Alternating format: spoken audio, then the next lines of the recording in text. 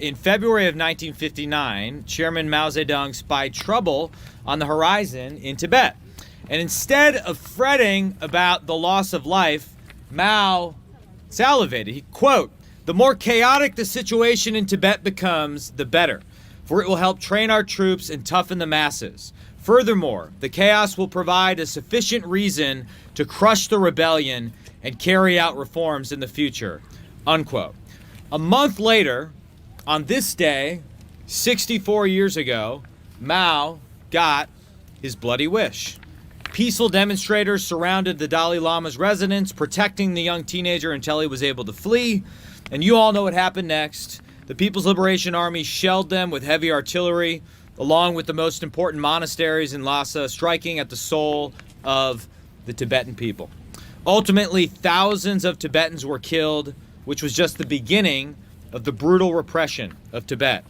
Obviously, I don't need to tell anyone here this story, but it's important that we keep saying it. It's important that we educate my colleagues in Congress as to what happened again and again.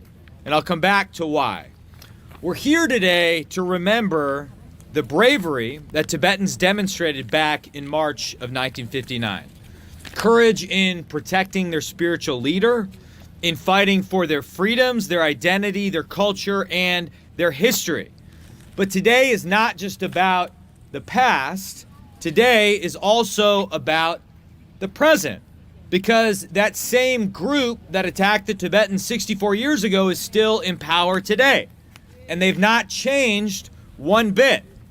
The CCP is still a threat, still duplicitous, still power hungry, still bloodthirsty.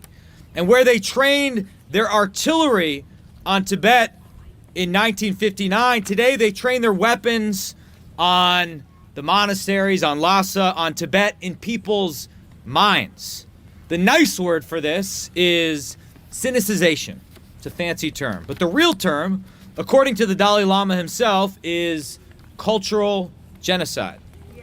1 million Tibetan children separated from their parents, sent to colonial boarding schools where their culture is forbidden, forced to speak only Chinese, to leave their religion and customs behind.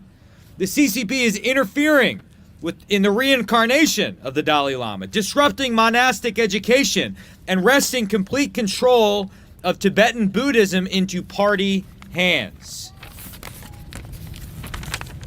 The party knows what they're doing is reprehensible.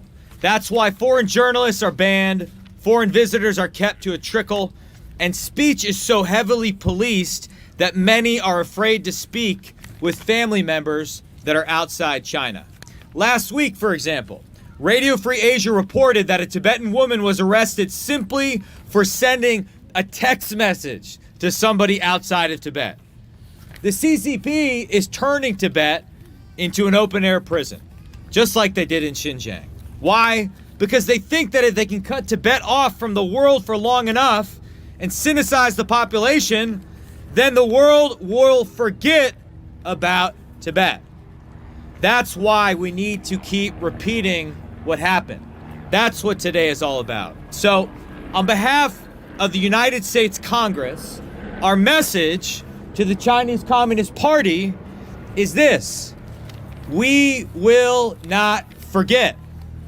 You can destroy buildings, you can jail innocents, you can separate children from their parents, you can surveil, harass, torture, and even kill, but you will not succeed in your cultural genocide.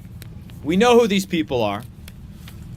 And I see so much courage in front of me here today. I see people who know the true brutal face of the CCP and are still willing to risk standing up and speaking out.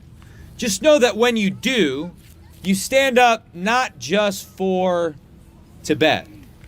You're also standing up for the Uyghurs.